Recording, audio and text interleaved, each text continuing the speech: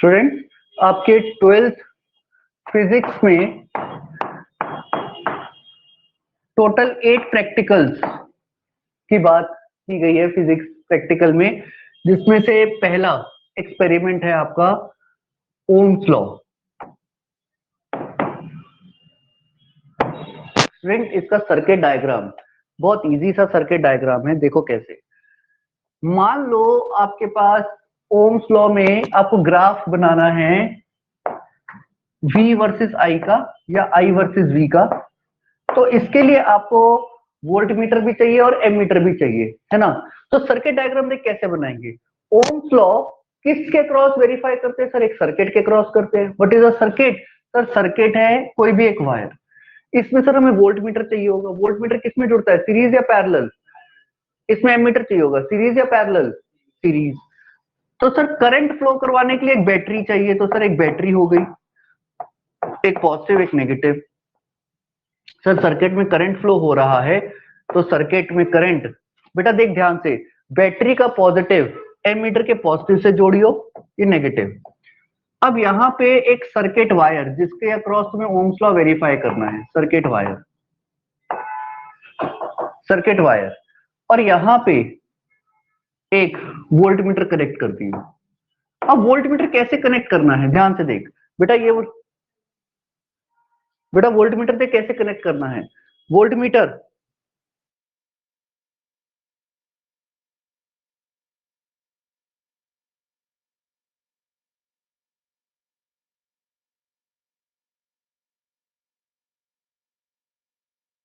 हाँ जी बेटा, volt meter का ये देखिए, ये वाला हिस्सा पॉजिटिव से आ रहा है, ये वाला हिस्सा नेगेटिव से आ रहा है, तो वोल्ट मीटर का ये वाला हिस्सा नेगेटिव और ये वाला हिस्सा पॉजिटिव। ये सर्किट बन गया। अब देख, हमें ग्राफ पहले से पता है कि इसका ग्राफ कैसे आने वाला है, स्ट्रेट लाइन। तो ग्राफ कैसे आने वाला है सर? स्ट्रेट लाइन आएगा सर। V वर्सेस I का ग्राफ स्ट्रेट लाइन आएगा। अब ना सिर्फ ये बात याद रख लियो कि तेरे फाइल में जो लास्ट में उन्होंने रीडिंग निकाली ना कि आपके रेजिस्टेंस वायर की रीडिंग कितनी है, एक्चुअली में रेजिस्टेंस अलग हो सकता है, ये बात सही है, क्योंकि वायर की लेंथ पे रेजिस्टेंस डिपेंड करता है। तो आई एम एज्यूमिंग कि आपको हर बार उतनी ही लेंथ ऑफ वायर दी जाएगी। यूजुअली वो आपको 50 सेंटीमीटर की दे देते हैं या 20 सेंटीमीटर की दे देते हैं। और वायर आपके स्कूल में वही होती है, एक ही टाइप की वायर होती है, अलग अलग वायर थोड़ी होती है। तो बस अपनी फाइल में देख लियो कि आपका कितने ओम का रेजिस्टेंस फाइनल रिजल्ट आया है। मान ले आपका फाइनल रिजल्ट आया है 5 ओम्स, मान ले 5 ओम्स आया है एग्जाम्पल। तो पहले ना ग्राफ खुद से ऐसे सीधा बना दे, ऐसे ही आएगा, पक्की बात है।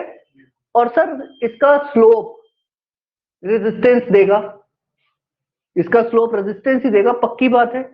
स्टूडेंट अगर आपको इसका रेजिस्टेंस निकालना है तो इसका स्लोप 5 ओम है ना, तो अब कैसे करना है देख, ये रेशियो और ये रेशियो 5 होना चाहिए ना। कुछ भी ले लेते हैं बेटा, इसमें क्या दिक्कत है। मान ले ये वैल्यू है 10 वोल्ट, तो ये कितना होना चाहिए 2। तो पहला ग्राफ, पहली लाइन ऐसे बना ले, 5 ओम, पहले मैंने लेट अस अज्यूम मैंने 5 ओम रेजिस्टेंस जो मेरी फाइल में था वो चेक कर लिया कि 5 ओम उसका आंसर आता है। अब मैंने ग्राफ पे ऐसे एक लाइन बना दी जिसका स्लोप 5 दिख रहा है। अब बता मुझे कोई और रीडिंग लेने की रिक्वायरमेंट है? एक भी रीडिंग लेने की रिक्वायरमेंट नहीं है, मेरा ऐसा ग्राफ बन गया। अब मैं अपने टेबल में क्या बनाऊंगा सर? टेबल में मैं लिखूंगा कि मुझे वोल्ट मीटर की रीडिंग और एम मीटर की रीडिंग क्या क्या दिखी। अब अपने जो आपने ग्राफ बनाया ना हाथ से, वहीं से 3-4 रीडिंग मार्क कर ले और ग्राफ में लिख दे, यहाँ पे टेबल में लिख दे। आई बात समझ में? बन गया। अब इसके बाद हमें रेजिस्टिविटी निकालनी है, तो R equals to rho L by A। Area of cross section वो वायर का, वो तो आपको या तो एग्जामिनर खुद बताएंगे या अगर वर्नियर कैलिपर आपको देते हैं तो। बट अगेन जो वायर आपके स्कूल में दी गई थी वही वायर, तो उसकी थिकनेस थोड़ी चेंज कर देंगे लास्ट दिन। तो रेडियस पहले से पता है मुझे, एरिया वही आएगा, दैट्स इट। अब अगर मान ले एग्जामिनर थोड़ा सा शार्प हो गया, मान ले एग्जामिनर थोड़ा सा शार्प हो गया, और उसने लेंथ चेंज कर दी। मतलब पहले उसने कहा था कि अच्छा फाइल में इन्होंने 100 सेंटीमीटर की लेंथ ली हुई है, आज एक काम करो बच्चे को ना 50 सेंटीमीटर की वायर कट करके दे दो, ठीक है। तो रेजिस्टेंस हाफ हो जाएगा क्योंकि रेजिस्टिविटी तो चेंज करी नहीं, एरिया ऑफ क्रॉस सेक्शन तो चेंज किया नहीं। अरे R equal to rho L by A. तो अगर तेरे को एग्जामिनर ने पहले से मान ले तूने फाइल में लिखा था 100 सेंटीमीटर की मैंने वायर चूज करी थी, आज एग्जामिनर ने कहा कि आप तो बच्चों को ना 50 कैलकुलेशंस हैं, जैसे 52 था पिछली बारी सेंटीमीटर्स आई गेस। 52 सेंटीमीटर वैसे यूजुअली 52 बच्चे देते नहीं है, बट हाँ बट अगर आपको 52 दिया है तो 52 के हिसाब से आप जो भी आपका एंड रिजल्ट आ रहा है उसका स्लोप बना लो। अब आप उसको 50 सेंटीमीटर ही मान के चलो ताकि आपके ना थोड़ा सा कैलकुलेशन इजी हो जाएगी। क्लियर है बात? रेजिस्टिविटी आ जाएगी। डन। ये है आपका पहला ग्राफ। नाउ नेक्स्ट एक्सपेरिमेंट पे आते हैं।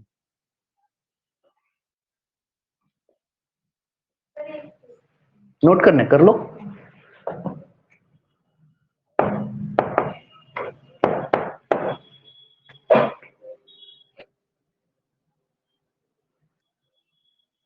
बेटा नेक्स्ट एक्सपेरिमेंट जो आपके सिलेबस का पार्ट है। अच्छा स्टूडेंट इस बार याद रखना आपके ओम्स लॉ में दो एक्टिविटीज है कि दो वायर की रेजिस्टिविटीज चेक करनी है, सिंगल वायर की नहीं है। तो 2 बार एक्सपेरिमेंट करना है अलग अलग वायर्स के लिए। स्टूडेंट नेक्स्ट आपके सिलेबस का पार्ट है मीटर ब्रिज।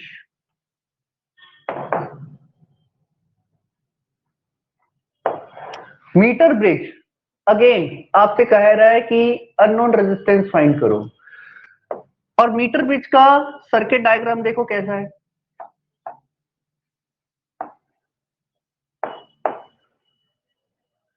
यहां पे एक नॉन रेजिस्टेंस बॉक्स लगेगा, नॉन रेजिस्टेंस बॉक्स। अब मुझे एक चीज बताओ, आपके स्कूल में जो यहाँ पे अननोन रेजिस्टेंस लगाया गया था वो वायर दी गई थी या एक छोटा सा रेजिस्टेंस बॉक्स दिया गया था? वायर। ठीक है, दोनों ऑप्शन में थे बट सर कहते वायर वाला करना। ठीक है डन। यहाँ बीच में गैल्वेनोमीटर है, यहाँ जॉकी है। स्टूडेंट कोई प्रॉब्लम नहीं है कि आप इधर पॉजिटिव लगाओ या इधर पॉजिटिव, जिधर की तरफ से पॉजिटिव लगाओगे ना बस याद रखना कि रीडिंग आपकी वहां से 0 मानी जाएगी और कुछ नहीं है। यहाँ पे कोई दिक्कत नहीं है कि आप इसे पॉजिटिव लगाओ इसे नेगेटिव लगाओ, कोई दिक्कत नहीं, आंसर आएगा।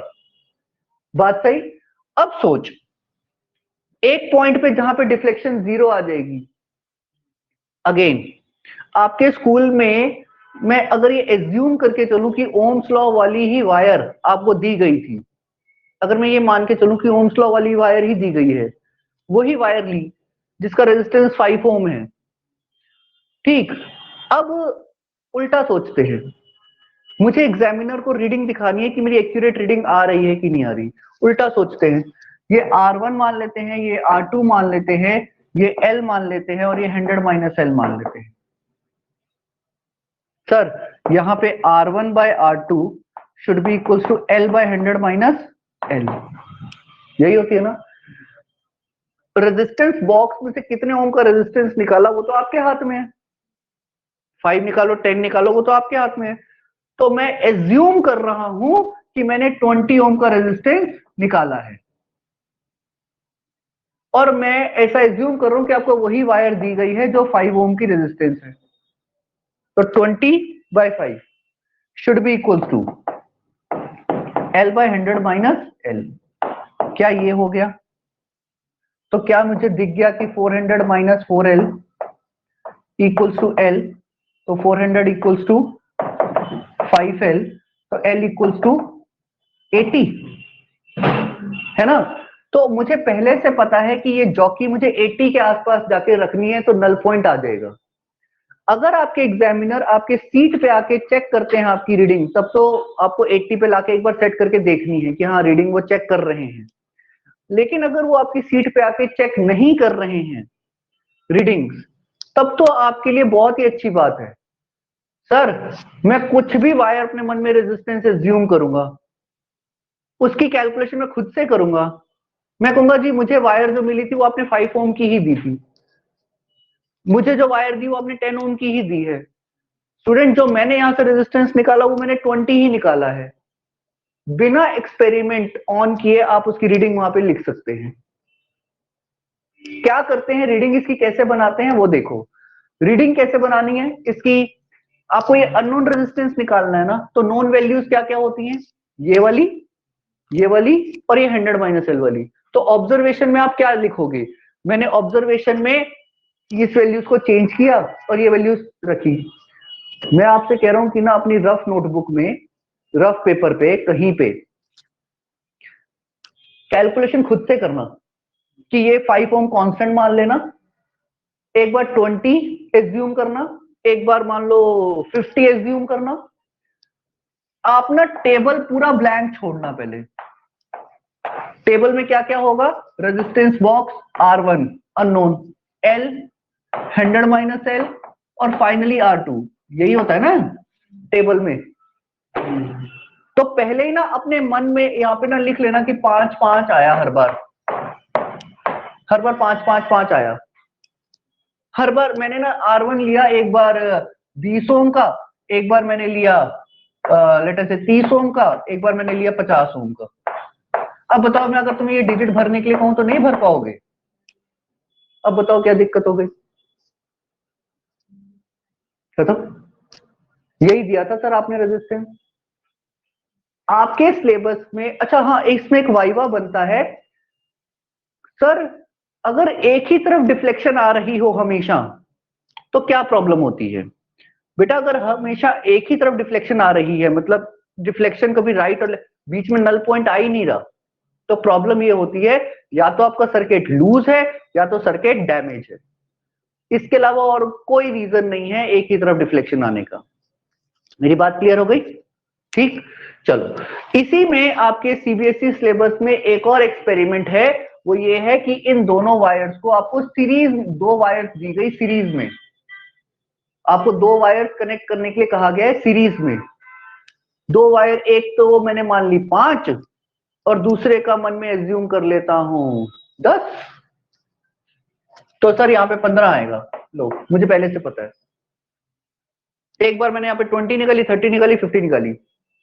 अब निकाल लो, भर दो observation table, most accurate observation table, हर बार 15 आंसर। आपको एक्सपेरिमेंट अपरेटस टच करने की भी रिक्वायरमेंट नहीं है। आई बात समझ में स्टूडेंट। हाँ, ये बात आपके एग्जामिनर पूछते हैं कि इसकी ऑब्जर्वेशन ज्यादा अच्छी कब मानी जाती है, जब इसका कैलकुलेटर का डिफ्लेक्ट पॉइंट ऑलमोस्ट मिडल में आ रहा हो, तो भी सबसे ज्यादा सेंसिटिव होता है। Clear, should I raise this, okay. Now metre bridge वाले में दो एक्सपेरिमेंट है आपके सिलेबस में, एक है एक नॉर्मल एक सिंगल वायर से और एक बार है सीरीज में करने के लिए। ओके चलिए नेक्स्ट पे आते हैं, एक्सपेरिमेंट नंबर 4, क्योंकि मीटर ब्रिज वाले में दो थे इसलिए मैं इसको कर रहा हूं एक्सपेरिमेंट नंबर 4। एक है हमारे पास हाफ डिफ्लेक्शन, बहुत ही हाफ डिफ्लेक्शन गैल्वेनोमीटर, बहुत ही सिंपल एपरेटस है, बहुत ही सिंपल। देखो एक गैल्वेनोमीटर ले लो और उसको एक बैटरी से जोड़ दो। कैसे जोड़ना है सर, इधर पॉजिटिव इधर नेगेटिव, तो इधर वाला नेगेटिव इधर वाला पॉजिटिव। लेकिन अगर हम ऐसे इसको कनेक्ट करते हैं तो गैल्वेनोमीटर डैमेज हो जाता है, क्योंकि गैल्वेनोमीटर इज हाईली सेंसिटिव, तो वो इतनी वोल्टेज हैंड ओवर नहीं कर पाएगा और ये डैमेज हो जाएगा। इसीलिए हम यहाँ पे लगाते हैं एक हाई रेजिस्टेंस बॉक्स, और इसके अंदर आपको यूजुअली 10,000 ओम के आसपास का रेजिस्टेंस निकालना पड़ता है।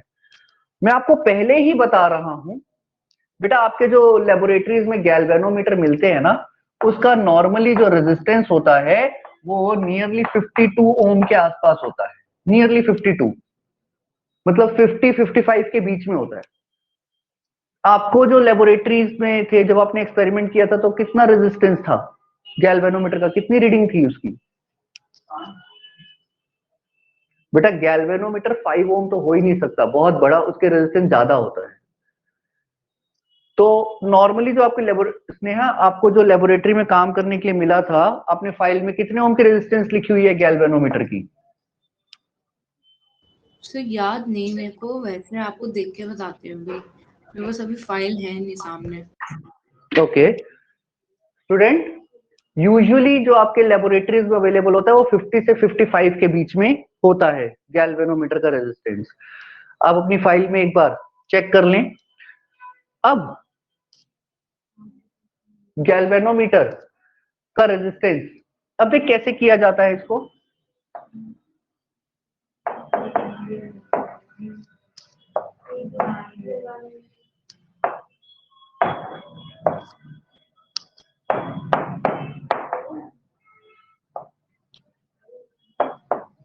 जी बताइए आपकी फाइल में क्या रीडिंग लिखी हुई है?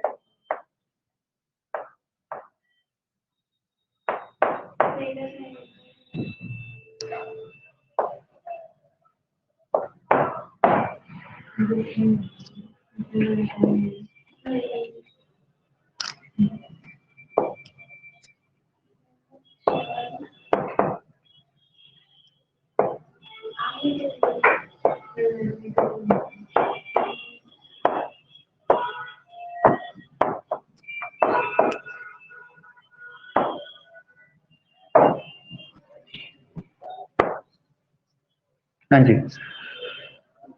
चलिए,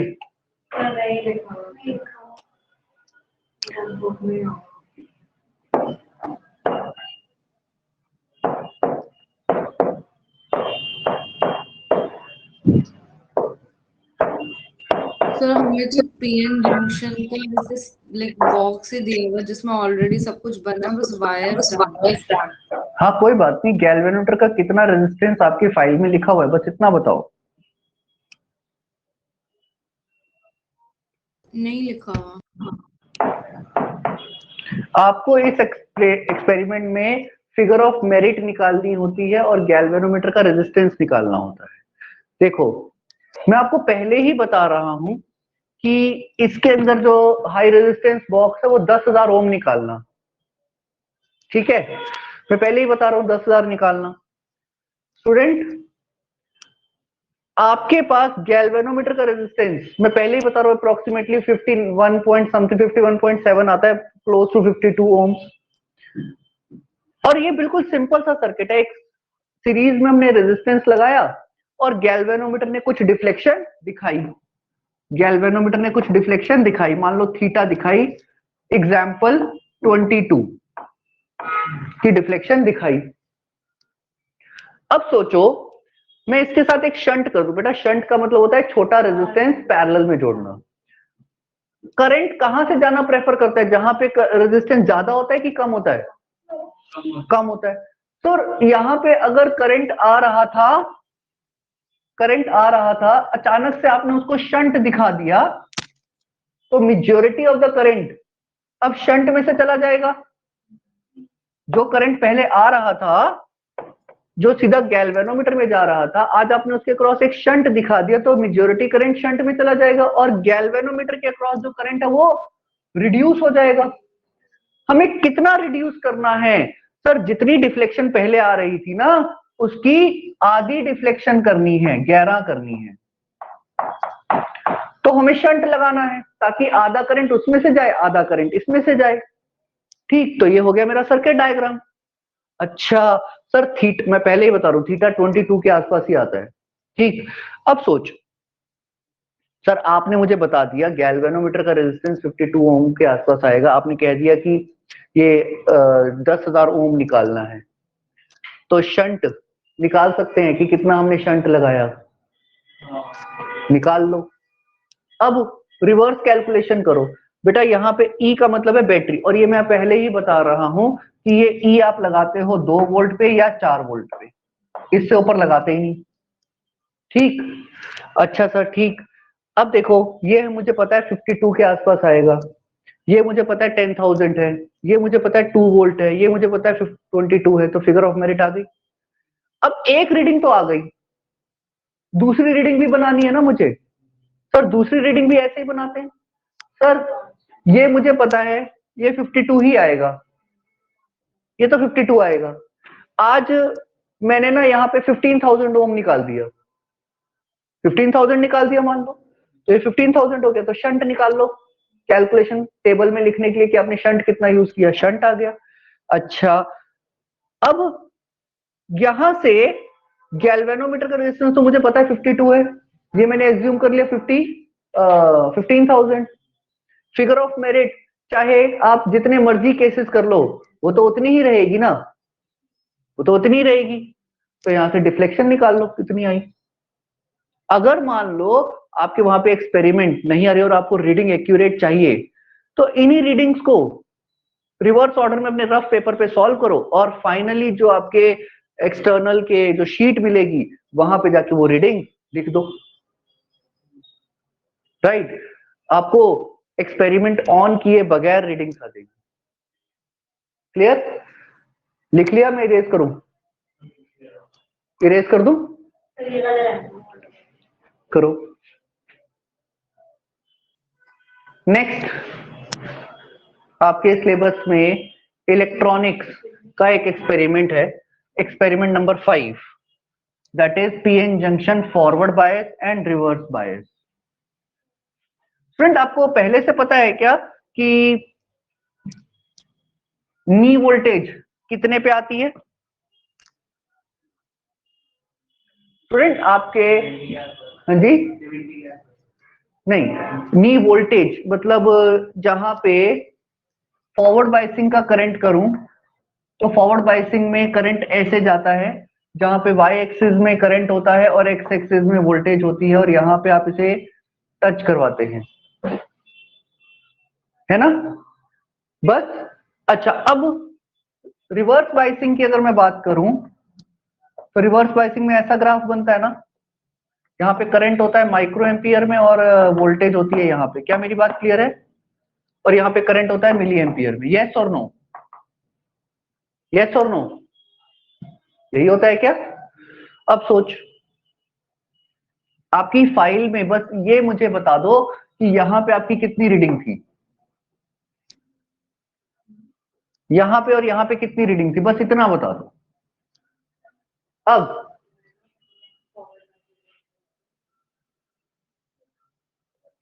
बच्चों ध्यान से सुनो, अगर तुम्हें ये पता है कि तुम्हारी फाइल में ये रीडिंग 0.6 और ये पता है कि ये 60 है, तो सबसे पहले इस क्या करेंगे, ग्राफ पेपर लेंगे और ये ग्राफ बना देंगे, ये ग्राफ ऐसे बना देंगे 0.6 के साथ और ये 60, बस ये रीडिंग ध्यान में रखिए। ऐसे बना दिया ग्राफ, एक्सपेरिमेंट फिनिश हो गया। सर कैसे फिनिश हो गया? सर एक वोल्ट मीटर और एक एम मीटर की रीडिंग। अब देखो, एक्सपेरिमेंट ऑपरेटर्स टच करने की भी रिक्वायरमेंट नहीं है। यहां पे रिवर्स में बात करते हैं।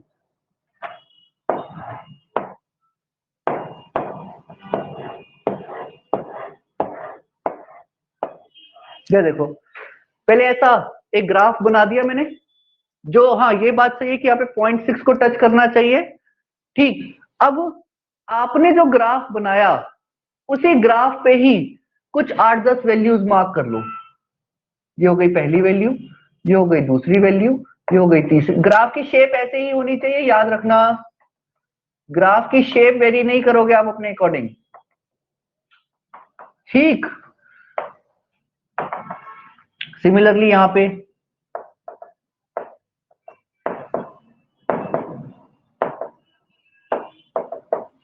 ऐसे अपने ही ग्राफ से जो आपने बनाया था उसी ग्राफ में ही वैल्यूज प्लॉटिंग कर लो, और जो आपने प्लॉट किया है ग्राफ उसी रीडिंग को यहां लिख दो।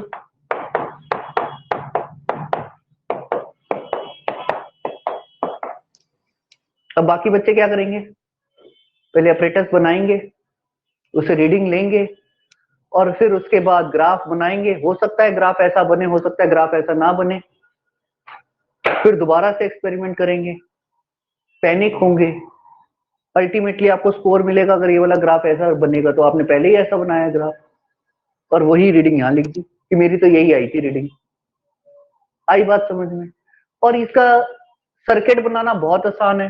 फॉरवर्ड बाइसिंग अगर बनानी है तो एक पीएन जंक्शन बनाइए, और पीएन जंक्शन यहां पे एक बैटरी बनाइए, और क्योंकि ये फॉरवर्ड बाइसिंग है तो यहाँ पे मिली एम्पियर दिखाइए, और फॉरवर्ड बाइसिंग है तो ये पॉजिटिव पी से कनेक्ट होगा और ये एन से कनेक्ट होगा, और यहाँ पे एक वोल्ट मीटर दिखाइए।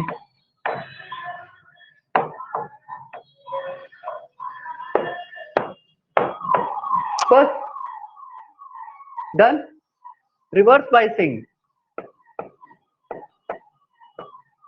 सर इसको नेगेटिव दिखाइए, इसको पॉजिटिव दिखाइए, यहाँ पे माइक्रो एम्पियर दिखाइए और यहाँ पे एक वोल्ट मीटर दिखाइए। ये नेगेटिव, ये पी, ये पॉजिटिव, ये पॉजिटिव, ये नेगेटिव। पॉजिटिव वाला हिस्सा हमेशा याद रखना, पॉजिटिव बैटरी पॉजिटिव से ही कनेक्ट होगा जो भी आपके सर्किट्स है, जैसे एमीटर या वोल्ट मीटर, या नेगेटिव वाला टर्मिनल। स्टूडेंट, अब सर्किट हो गया। आपको जो एक बॉक्स मिलता है जिसके अंदर आपको वायर कनेक्ट करनी होती हैं, आप उसके साथ कनेक्शन कैसे करते हैं? वो जो आपको बॉक्स दिखाई देता है, उस बॉक्स के अंदर यहाँ पे एक नॉब होती है जिसको आप वेरी करते हैं, वेरिएबल वोल्टेज, और उसके साथ यहाँ पे मेरे को बोर्ड इरेज करना है। Should I erase the board? हाँ, 2 डायग्राम रहने देता हूँ, बाकी इरेज कर दूं? ठीक है। नाउ आपको जो बॉक्स दिखाई देता है जिसके अंदर आपको एक रेड वायर और एक ब्लैक वायर दिखाई देती है, उसके अंदर क्या होता है? एक बड़ा सा ऐसा बॉक्स है, यहाँ पे एक वोल्ट मीटर की रीडिंग लगी हुई है, यहाँ पे एक ऐसा लिखा होता है उसमें milli ammeter oblique micro ammeter, मतलब ये मिली या माइक्रो दोनों की तरह काम कर सकता है।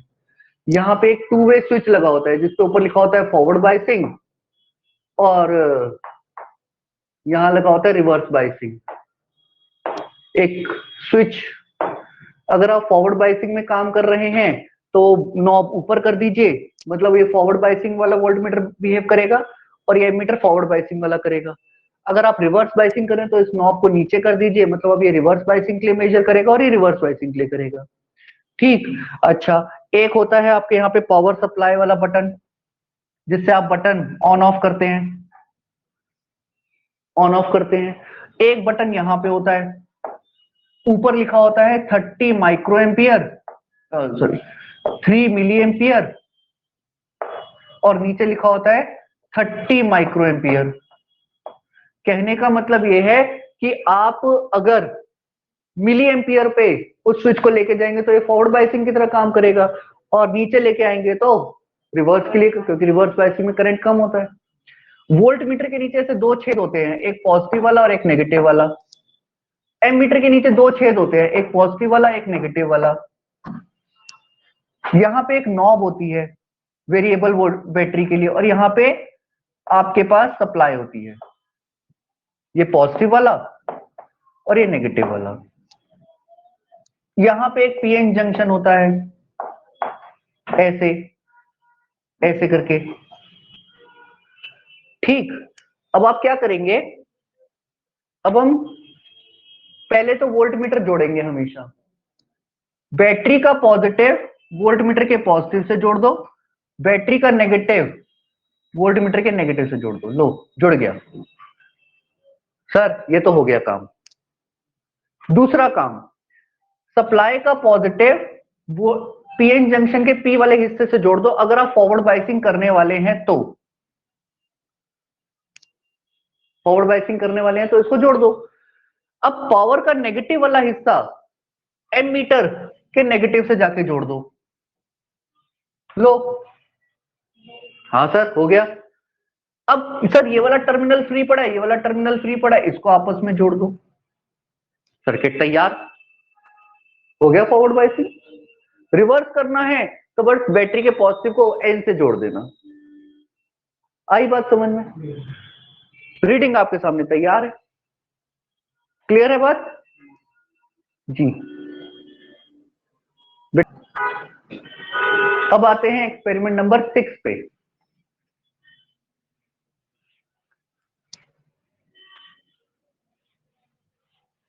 एक्सपेरिमेंट नंबर 6 है आपका, कॉनकेव मिरर की फोकल लेंथ निकालनी है।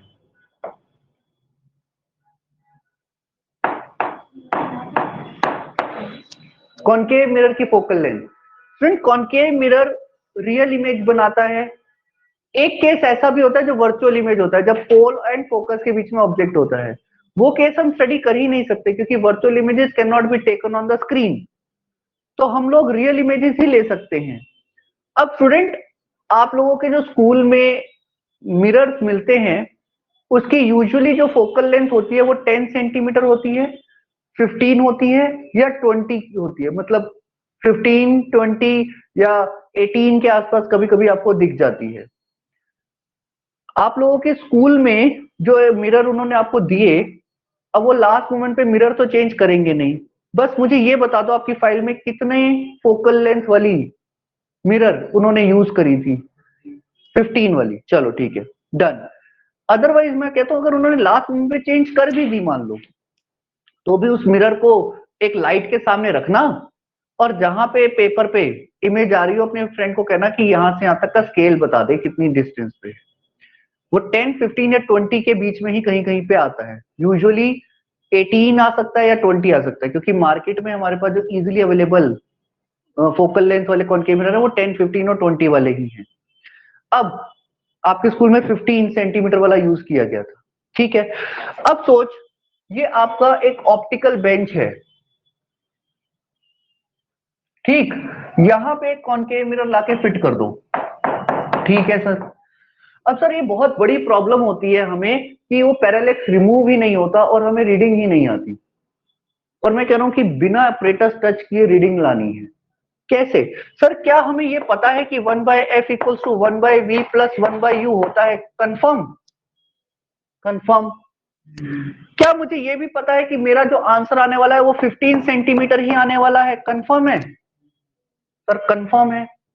क्या मुझे ये भी पता है कि जो ऑब्जेक्ट मैं रखूंगा वो बिटवीन एफ एंड सी रख सकता हूं या बियॉन्ड सी रख सकता हूं? एट एफ तो नहीं रखूंगा, एट इंफिनिटी वो उससे तो रफ फोकल लेंथ आ गई। बिटवीन पोल एंड फोकस तो नहीं रखूंगा। तो केसेस कौन कौन से हैं? या तो ऑब्जेक्ट यहां रखोगे या तो ऑब्जेक्ट यहां रखोगे, और एक हो सकता है जब आप सी पे रखोगे, बट वो वाला केस यूजुअली एग्जामिनर कहते नहीं है, बट अगर मान लो उन्होंने कहा तो रख देना। यही 3 केसेस हो सकते हैं। एक रफ पेपर लेना, मान ले मैंने रखा ऑब्जेक्ट बिटवीन एफ एंड सी, ये 15 और ये 30। अपने मन में ले ले कि मैंने ना ऑब्जेक्ट को रखना है 25 पे या 20 पे रखना है, ठीक है सर। मान ले मुझे 20 पे रखना है, ठीक, मैंने 20 पे रखा, तो v कितना आया? -1/15 प्लस 1/20। अरे यस और नो? एलसीएम ले ले, एलसीएम आया 60, -4 प्लस 3, क्या -1/60, तो v कितना आया? -60। अरे यस और नो? अगर आपकी फोकल लेंथ एग्जैक्ट 15 सेंटीमीटर पे है तो अपनी ऑब्जेक्ट निडल को सीधा जाके 20 सेंटीमीटर पे प्लेस करो। कोई तुक्केबाजी करने की जरूरत नहीं है। अपनी इमेज निडल को सीधा उठा के 60 पे ले जाओ, आपको इमेज वही इन्वर्टेड होती हुई दिखाई देगी। बात सही? लेकिन मैं तो कह रहा हूं ये भी मत करो। अगर एग्जामिनर ने आपकी रीडिंग चेक नहीं करनी है मान लो, तो सीधा टेबल बनाओ कि आपने कहां रखा ऑब्जेक्ट, ठीक, आपने कहां रखी, ये सेंटीमीटर में है बच्चों। आपने v कहां ऑब्जर्व करी? सेंटीमीटर में। आपका फोकल लेंथ कितना आया? अरे मुझे पता है यार 15 ही आएगा, ले पहले मैंने 15 सेंटीमीटर लिख दिया। आ रही है 15 ही आ रही है सर, हर बार 15 आ रही है, ठीक है, हर बार 15 ही आ रही है। अब कैलकुलेशन, रफ पेपर पे कैलकुलेशन पहले करो, या तो मैं करूं फेयर में करो, क्योंकि कैलकुलेशन तो दिखानी है ना तुम्हें। टेबल बाद में भरो, पहले कैलकुलेशन दिखा दो उसको कि मैंने ऑब्जेक्ट को रखा है लेटर से -20 पे, तो इमेज कितनी आई है? -60 पे, तो फोकल लेंथ कितनी आई है? -15 सेंटीमीटर। हो गया। अगला, ऑब्जेक्ट मैंने रखा 60 पे, तो इमेज कहां बनेगी? 20 पे तो बनेगी यार। ले, एक और हो गई, इमेज तो 15 ही आएगी। सर मैंने 30 पे रखी, 30 पे ही बन गई। बट 30 वाली ना आपको एक्चुअली में इसलिए कहा नहीं जाता क्योंकि ऑब्जेक्ट और इमेज निडल एक ही पोजीशन पे नहीं होती, तो आपको उसी जगह पे दिखाई दे जाती है। तो अगर एग्जामिनर नहीं कहे तो ये वाली रीडिंग मत लिखना, कहे तो लिख देना। ऐसे ही 5-6 रीडिंग अपने मन से बनाओ कि मैंने एक बार ऑब्जेक्ट रखा 75 सेंटीमीटर पे, क्योंकि हाँ इसमें भी थोड़ा देखना कि जो आपका ऑप्टिकल बेंच होता है आपके स्कूल में, मैक्सिमम स्कूल में 100 सेंटीमीटर वाला होता है, लेकिन कुछ कुछ स्कूल में 150 सेंटीमीटर वाला भी है। तो डिपेंडिंग कि आपके पास कितना रेंज है आप वहां तक उसको रख सकते हैं। और मिरर को हमेशा 0 पे रखना, क्योंकि इसके पीछे तो इमेज बनने वाली है नहीं। अगर आपके एग्जामिनर आपकी रीडिंग चेक करने के लिए आते भी हैं तो रफ कैलकुलेशन से आप पहले ही इमेज को वही रखना, हल्की सी आगे पीछे आपको एडजस्ट करनी पड़ सकती है, अदरवाइज आपकी इमेज यही बनेगी विदाउट पैरालेक्स। टाइम सेव हो गया। आई बात समझ में? क्लियर है बात? और सुनते हैं। नेक्स्ट, इरेज कर दूं इसे? ठीक। Experiment number 7।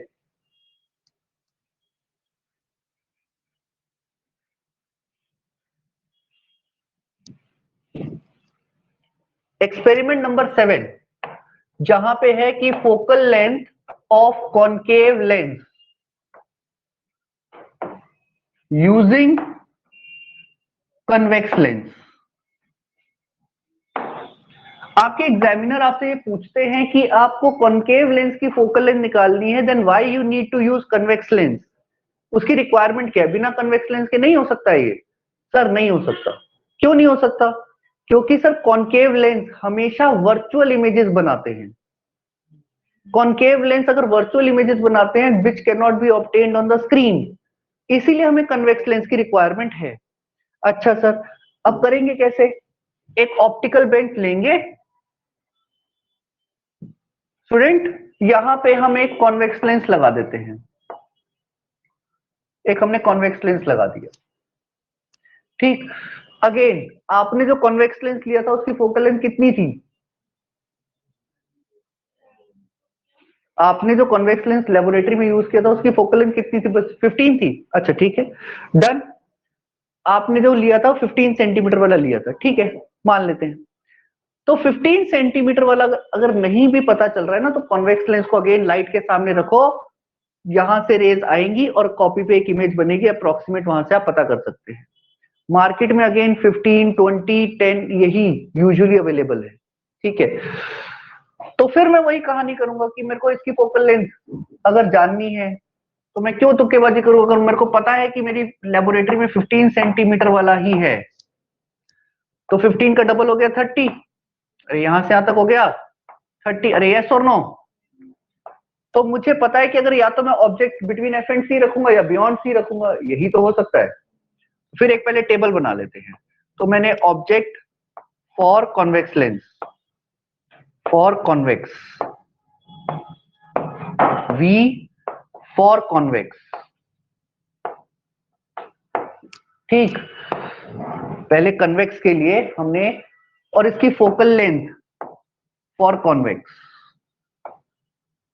लेंस, तो पहले मैं मान लेता हूं कि ये 15 सेंटीमीटर ही आ रही है, 15 ही आ रही है। वैसे इसकी रिक्वायरमेंट है नहीं मुझे focal length of convex lens, लेकिन अगर किसी के स्कूल में कॉन्वेक्स लेंस की फोकल लेंथ भी निकलवाई गई है तो निकालना 15 सेंटीमीटर, ठीक। एक बार मैंने ऑब्जेक्ट माना, सर मैंने रखा है -20 पे, मैंने यहां रखा है, तो अपनी रफ नोटबुक में कैलकुलेशन कर लेना कि वी कहां पे आएगा। आपको ऑप्टिकल बेंच की रिक्वायरमेंट ही नहीं है एक्चुअली में, यहां रीडिंग भर देना। एक बार मैंने माना, मैंने लिखा इसको 40 पे रखा मैंने, मान ले 40 यहां से। लेकिन बेटा तुम इस बात का ध्यान रखोगे कि अगर ऑप्टिकल बेंच तुम मिडल से यूज कर रहे हो, मतलब 50 सेंटीमीटर, तो आपके पास रेंज है 0 से 50 तक के बीच में ही, तो रीडिंग 0 से 50 के बीच में ही रखना कुछ कुछ, क्योंकि 50 सेंटीमीटर मैं पीछे से क्यों नहीं स्टार्ट कर रहा, क्योंकि इसके पीछे अभी कॉनकेव लेंस आएगा, तो कन्वेक्स लेंस को मिडल से रखा जाता है। तो आपने एक बार 20 पे रखा, एक बार 40 पे रखा, एक बार कुछ और रख लेते हैं, 25 रख लेते हैं, ठीक। तो ऐसी रीडिंग आ गई। अब सोच, इसकी जो ऑब्जेक्ट है वो इसकी रे बनाएगा यहां पे,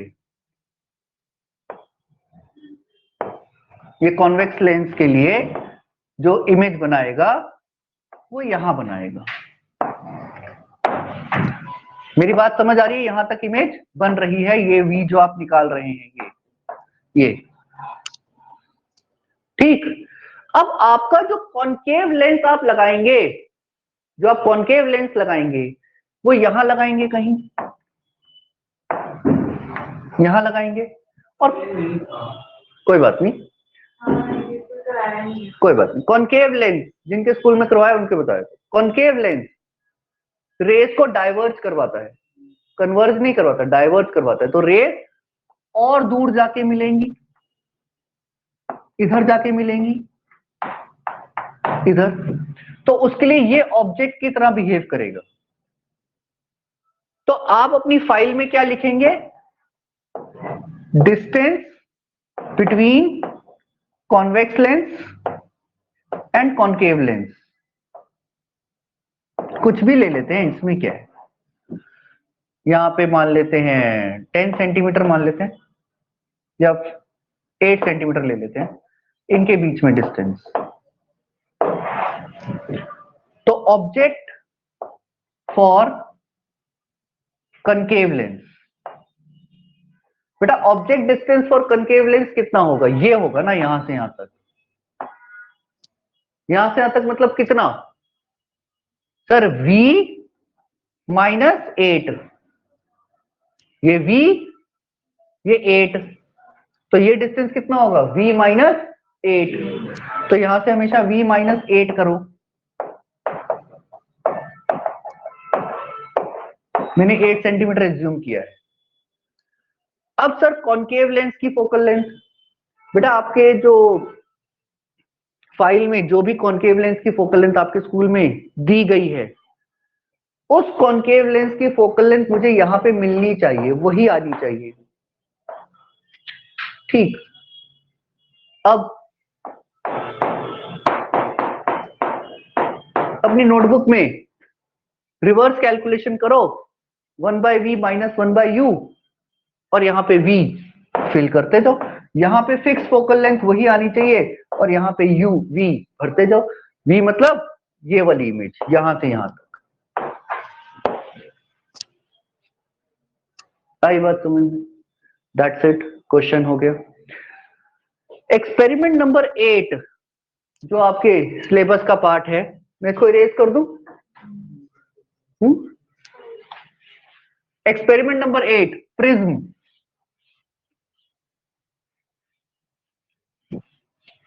चलो देखते हैं प्रिज्म। प्रिज्म का रिफ्रैक्टिव इंडेक्स निकालना है। सुनते हैं एक्सपेरिमेंट नंबर 8 प्रिज्म का रिफ्रैक्टिव इंडेक्स।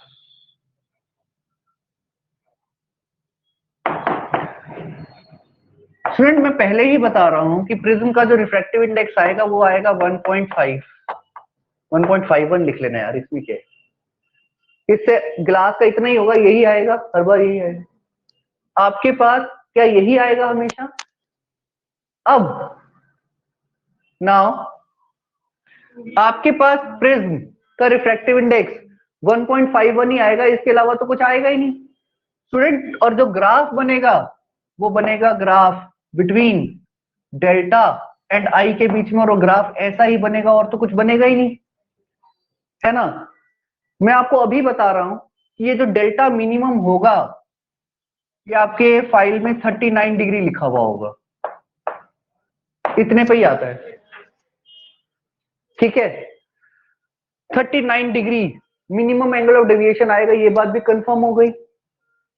रिफ्रैक्टिव इंडेक्स का फॉर्मूला होता है sine a plus delta minimum by 2 sine a by 2। Sir जब मैंने कैलकुलेशन करी थी ना इसको डाल के, देखो सर 60 डिग्री प्लस 39 डिग्री हमने ईमानदारी से कैलकुलेशन करी थी, तो हमारे पास आंसर 1.51 आया था। आ गई कैलकुलेशन डन। अब सर बात रह गई प्रिज्म शीट की। सर प्रिज्म शीट के लिए तो प्रिज्म चाहिए होगा, प्रिज्म बोर्ड चाहिए होगा, कुछ भी नहीं चाहिए। प्रिज्म शीट बनाने के लिए प्रिज्म भी नहीं चाहिए, प्रिज्म बोर्ड भी नहीं चाहिए, ऐसे ही बनती है। देख कैसे बनाओ, बोर्ड इरेज कर दूं, देख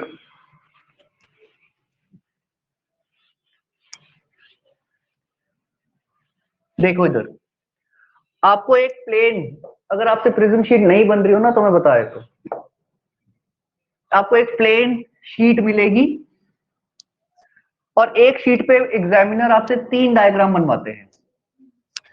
तो एक मिडल से ऐसे लाइन बनाना, और मेरे एज्यूमिंग कि मेरे हाथ में कोई प्रिज्म नहीं है। स्टूडेंट आपके लेबोरेटरी में जो प्रिज्म अवेलेबल है मार्केट में, जो यूजुअली अवेलेबल है, उनकी डायमेंशन इक्विलेटरल प्रिज्म है, साइड 5 सेंटीमीटर। ठीक है, तो आप लोग एक इक्विलेटरल ट्रायंगल बनाएंगे जिसकी लेंथ होगी 5 सेंटीमीटर ऐसे, और हल्का सा ना रियलिस्टिक दिखाने के लिए ऐसे हल्का सा कर्व बना देना, ये ऐसे कर्व करके, ऐसे ऐसे ऐसे थोड़ा थोड़ा कर्व करके दिखा देना। ठीक सर, बना देंगे सर, ये हो जाएगा सर हमारा कर्व। ठीक, ओके सर, हो गया। अब क्या करना, इसके मिडल से ऐसे एक स्ट्रेट लाइन ड्रॉ कर देना जिसे हम कहते हैं नॉर्मल, इसे हम कहते हैं नॉर्मल, ये नहीं नॉर्मल सर। अब सर आपने जो ग्राफ बनाया था ना शुरू में, ये ऐसा वाला ग्राफ, ये अगर आपको आपकी फाइल की रीडिंग याद है तो बहुत अच्छी बात है, और अगर ग्राफ की ये रीडिंग मान लो आपको याद है, एंगल ऑफ इंसिडेंस मान लो 6 रीडिंग्स होती हैं, 30, 35, 40, 45, 50, 55, 60, ये 6 रीडिंग्स होती हैं। ठीक है, एंगल ऑफ इंसिडेंस के लिए 30, 35, 40, 45, 50, 55, मैक्सिमम 60। ठीक, अब एंगल ऑफ डेविएशन की रीडिंग्स आपको याद होनी चाहिए। अब एक काम करना, डी लेना और यहां से 30 डिग्री की लाइन बना देना खुद से, और ऐसे लाइन बना देना, गई गई गई गई लाइन गई गई, अच्छा लगा हमें। फिर यहाँ पे 35 के लिए बना देना, फिर यहाँ पे 40 के लिए बना देना, ऐसे बना देना, और ऐसे बाकी 3 भी बनाएंगे और ऐसे एक्सटेंड कर देना। ठीक, बात सही। अब आपका फेवरेट पॉइंट जो है इस पूरी लाइन पे, फेवरेट पॉइंट मान लो मेरा यहाँ पे है बीच में, अंदर से दिखा देना। ठीक, अब एंगल ऑफ डेविएशन, इसको रेफरेंस लाइन मान के यहाँ पे एंगल ऑफ डेविएशन बना देना, ये रहा मेरा एंगल ऑफ डेविएशन डेल्टा। हाँ, फाइल से रीडिंग याद करने के बाद कि 30 डिग्री के कॉरेस्पॉन्डिंग आपका डेविएशन कितना आता है, ये लाइन हो गई angle of deviation. Low sir हो गई, लो सर हो गई, अरे यस और नो, हाँ सर बन गई सर, ये रीडिंग तो आ गई। डेल्टा वही होना चाहिए जो तुम्हारी फाइल में लिखा है, वो रीडिंग आपको याद होनी चाहिए। डन, प्रिज्म शीट तैयार। अब इसको रियलिस्टिक दिखाने के लिए एक पेन या एक पिन लेना, अपनी शीट में यहाँ पे छेद मारना, एक दूसरा छेद यहां मारना, और उसको पेंसिल से ऐसे गोला लगा देना, एक छेद यहां मारना और 3 सेंटीमीटर की दूरी पे एक और छेद मारना। लो सर, एक छेद यहां मारना, एक छेद यहां मारना, ये छेद यहां मारना, ये छेद यहां मारना। लो सर, 40 डिग्री वाली भी बन गई, यहां पे छेद मारेंगे, यहां छेद मारेंगे। अब बताओ, प्रिज्म शीट तैयार।